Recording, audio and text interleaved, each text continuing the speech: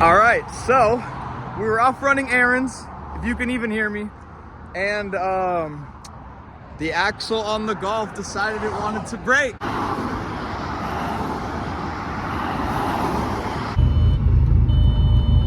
Always leave e-brake up or put your foot on the brake a little bit so that you're able to keep the rope tight.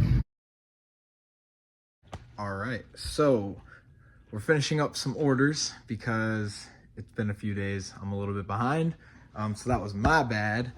But the goal today is to go pick up one, maybe two axles, depending on how much they are, from some Facebook sellers for the Golf, because yesterday the axle broke and it was too cold and I did not feel like fixing anything, so I just put it off till today. But that's going to be overall the goal today. We're going to be taking the Mercedes out to wherever we got to go.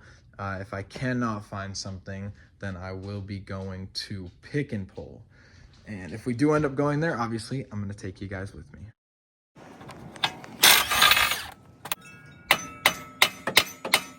Oh. Yucky. It looks like it's a 6. Everything's always a 6 now. I don't know why. Oh yeah, the axle came undone. That's why it broke. It was loose, which it should not have been loose. But I didn't put this axle in. I did not fucking... I didn't touch this piece of shit. Beautiful. That's how they're supposed to look, right? All right, well, it warmed up enough. We actually decided to come out to the junkyard. So we're gonna be looking, oop, I think I've seen one. Be looking for a manual 2-liter Golf Jetta. I don't fucking care. Look, it's my twin of my car.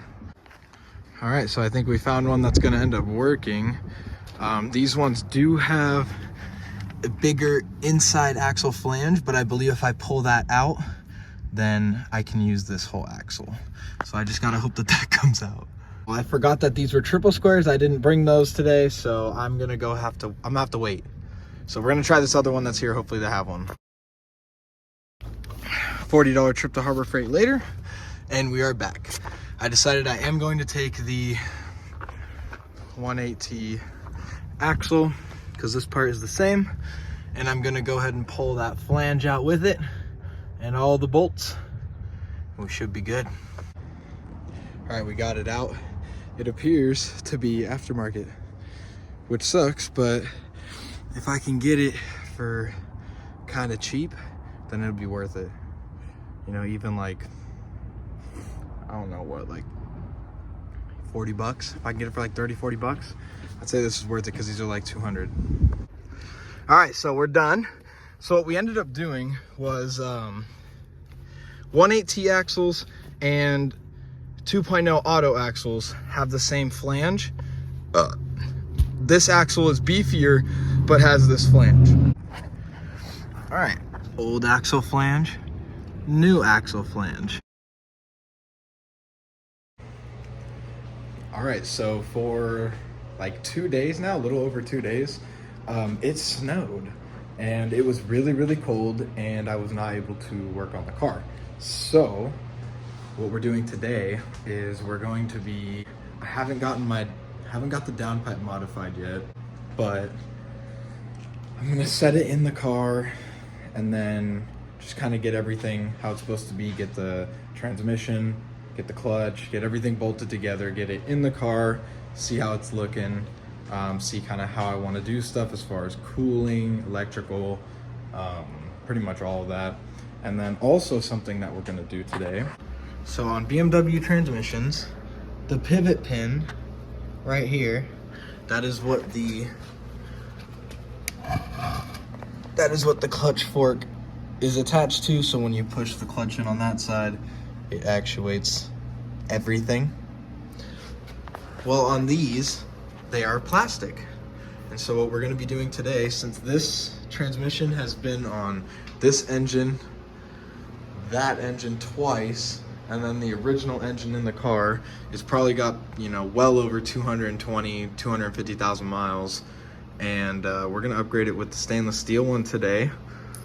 from, from Boost Monkey. I put one of those in the ZF on Sydney's E46 when I put the M54 in it, and it's been great so far. You just got to make sure you throw a little bit of grease on all the contact points just so it doesn't prematurely wear. But other than that, it's a lot better than brass. Brass is really soft, and I've been told that you won't even make it to your next clutch job before that brass needs to get replaced again. So we steer away from brass around here. But yeah, so that's kind of what I'm gonna do today, get all this buttoned up together, and then set it in the car. So as you can see, it came out. This is what 250K will do to it. It actually doesn't really look that bad, but we're gonna be junking this thing. Go ahead and there we go. Get that crap out of here. Garbage. I'm gonna lube it up ever so slightly. Now it usually doesn't go in super awesome, so that's when you get, I got a 16, seems to fit just around the edge of it perfectly, so you don't damage the contact point where it's gonna be on that pivot fork.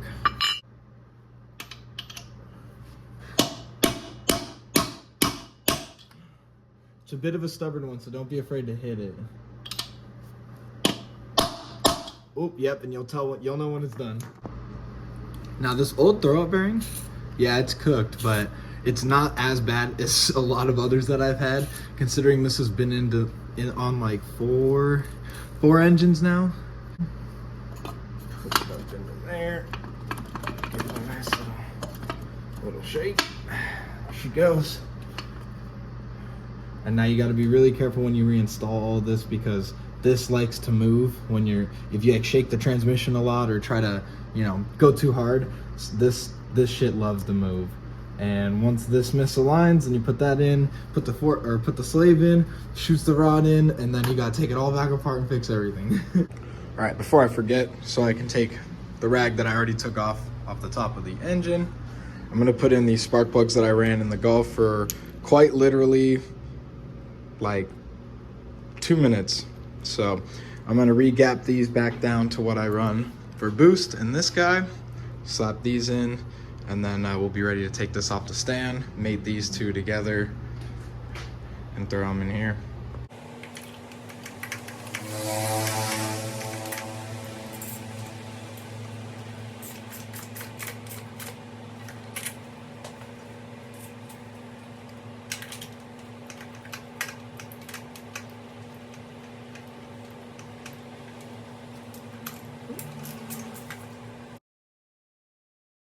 All right, so I don't know if I went over it yet, but thanks O'Reilly's. They didn't put the thermostat O-ring in the box with the thermostat, so. All right, well, my phone died, but basically what I'm doing right now is jacking the car up, getting that ready. So once I take the M42 off of the stand, I'll be able to put the clutch, put the transmission on, have enough space, considering I have no fucking space in here. And this side of things should already be prepped. I can sag the subframe if I need to, which I usually have to. And then, yeah, I don't even think I'll have to get the rear up to do this. Obviously at some point to do drive shaft and all that other crap, but for now I should just be able to get the front up pretty high, get it at a pretty good angle, and then it should go in pretty smooth. So I'm gonna throw this thing on the tripod, maybe do a time lapse or something, not really too sure. Just kind of show you guys how I put this thing together, put the ZF on it, and then yeah, we got to do all this while it's on the engine hoist too. It's kind of a pain in the ass.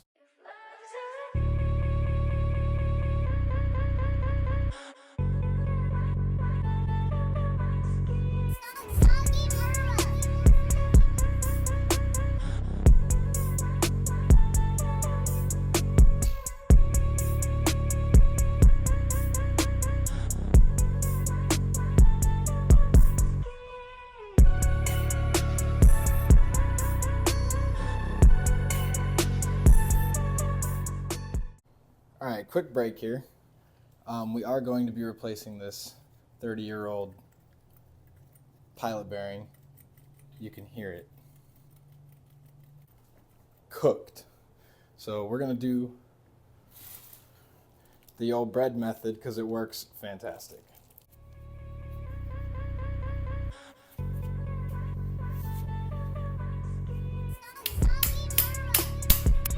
Let's go. There's this old fucked up ass bearing.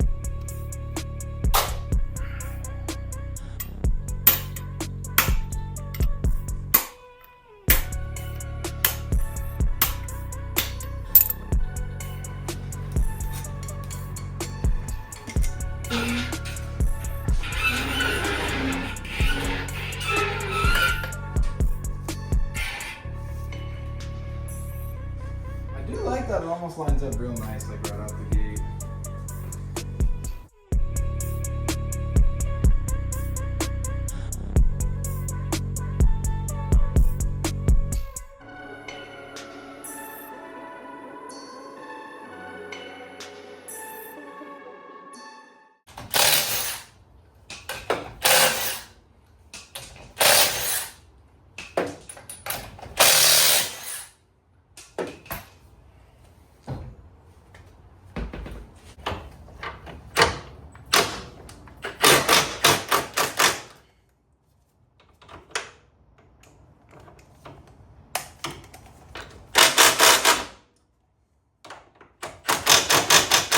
She just needed a little. All right.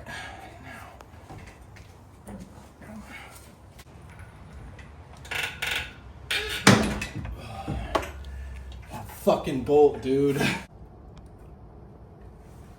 Oh, can I pull it out? That's great. Ooh.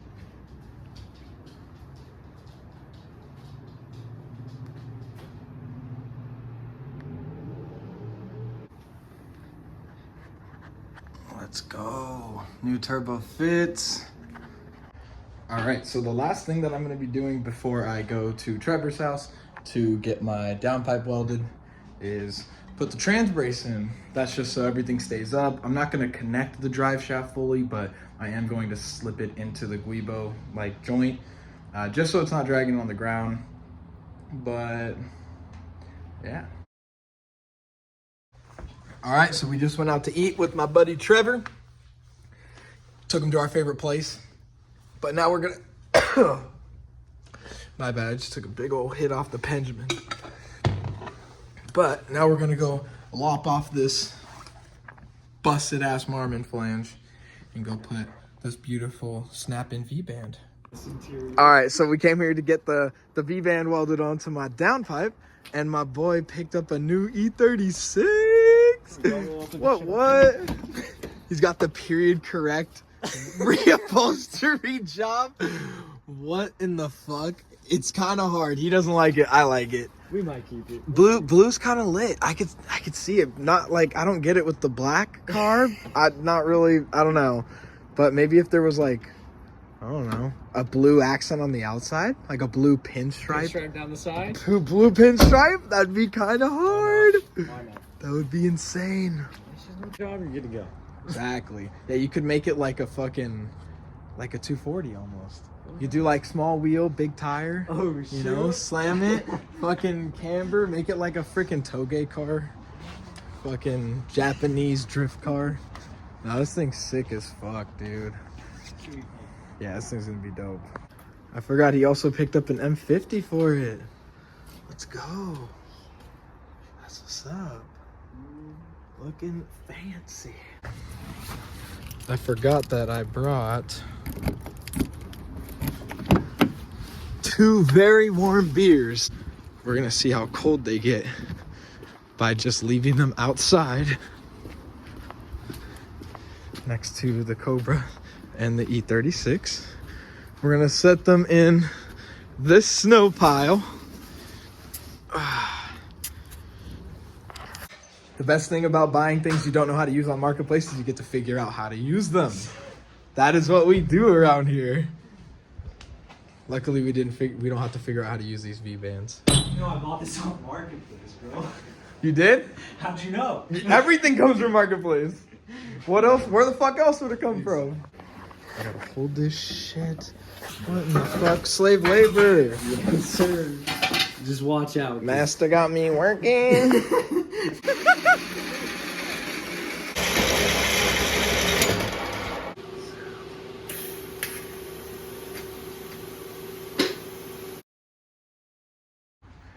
I don't know what part this is gonna be. I also don't know how much I have and haven't showed. But at this exact moment, we're putting the downpipe on. I got some other stuff figured out down there. I got the turbo feed line on, got all that gasketed up, got the center cartridge clocked and tightened down how I want it. So now we got to do the downpipe. All right, now to show you how much of a fucking bitch this is. So you can see the 2-notch holes right here. Well, since this lovely ZF transmission is so large, I actually have to make it so this, let's see if I can show you guys. Oh, it's fucking difficult. But basically this has to slide in like so. So it has to line up on those, slide into place, and then we can bolt this down. That's why this gasket is permanently gasket maker to this downpipe. Because yes, it is a pain in the ass, but I gotta take that clamp off first. All right, my downpipe is on. The turbo is pretty much ready to go. I just gotta do a couple things on the cold side housing, and then get the other half of the V-band welded onto the other side of my exhaust. But that's one sturdy puppy right there. She ain't going nowhere.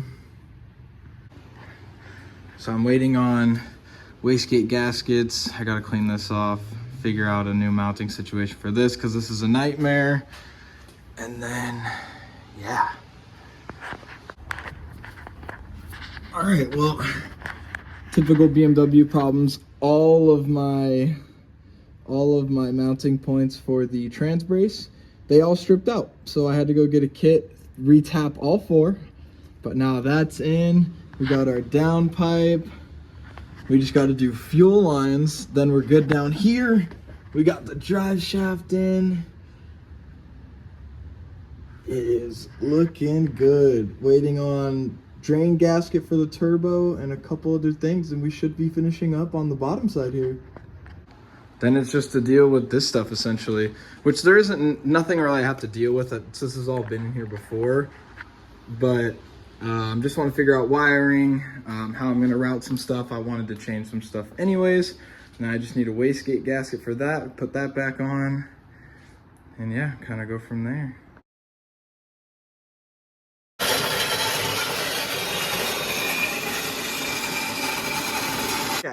Okay, so this thing just fucking, luckily he didn't make this, so this isn't a knock on homeboy. But dude, wait, where are the welds? Is it, oh yeah, you can't even see it. This is what was holding on, essentially the piece that guides the blade, right? Yep. Yeah, the piece that guides the blade was held on by that. Like what? Tacks. What? It's crazy. Fired. Goddamn. Shit. Got the rest of the exhaust welded up by Mr. Trevor. Beautiful. Not the rest of it, but don't mind my ugly ass cut. But this is gonna be right off the downpipe so I can get my wideband in, and I'm just gonna hang this up or probably bring him the rest of it, have him fix it or something. I don't really know yet. We're not there yet, but this is gonna make it so I can put my wideband in and basically just get everything buttoned up.